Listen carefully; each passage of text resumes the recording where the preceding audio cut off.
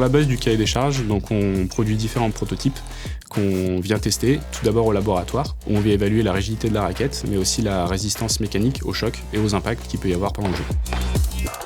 On teste aussi la jouabilité de la raquette sur différents critères. Ça peut être le puissance, le confort, la maniabilité. Et pour ça, on travaille avec un panel de testeurs spécifiques qui sont spécialement entraînés pour évaluer et différencier nos produits.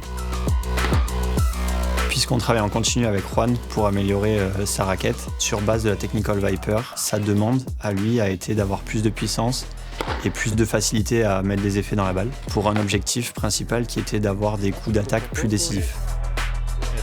Cette raquette, du coup, s'adresse aux attaquants techniques qui vont chercher à faire la différence sur chaque coup d'attaque, à la fois de par leur technique, mais aussi leur maîtrise tactique. C'est des joueurs qui vont avoir besoin de puissance, mais aussi de précision pour être décisifs sur ces coups d'attaque. Pour les technical strikers comme Juan, on s'est permis de pousser le curseur de la puissance encore plus loin. Donc c'est-à-dire qu'on a rigidifié le tamis de la raquette en ajoutant de la fibre de carbone supplémentaire. Comme il a une vitesse de bras assez élevée, il a la capacité de déformer la fibre de carbone et elle lui permet d'augmenter encore plus sa puissance de frappe.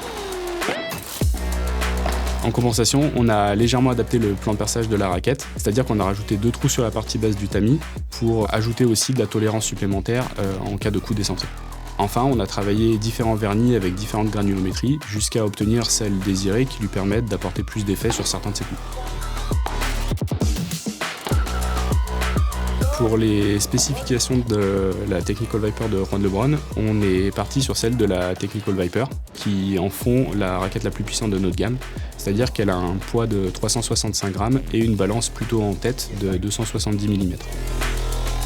Dans un process normal, on travaille de notre côté avec des designers qui nous font différentes options, qu'on vient confronter parfois aux consommateurs pour faire des choix. Vu que là, on parle pour la première fois chez Babolat d'une raquette qui a été développée aux couleurs d'un joueur, évidemment, on a travaillé en collaboration avec Juan. Pendant le développement, quand nous avions plusieurs options, on lui a montré, à la fois en planche, à la fois en proto. Premièrement, pour savoir qu'est-ce qu'il recherchait de son côté, à savoir une raquette qui lui ressemble. C'est pour ça qu'on a conservé la couleur rouge qui est l'identité de nos raquettes Technical dans la gamme, avec l'ajout de la tête du loup, El Lobo, son logo, dans une couleur qui lui tenait à cœur, le vert. C'est notre rôle en tant que chef de projet recherche et développement de savoir quel matériau utiliser à quel endroit.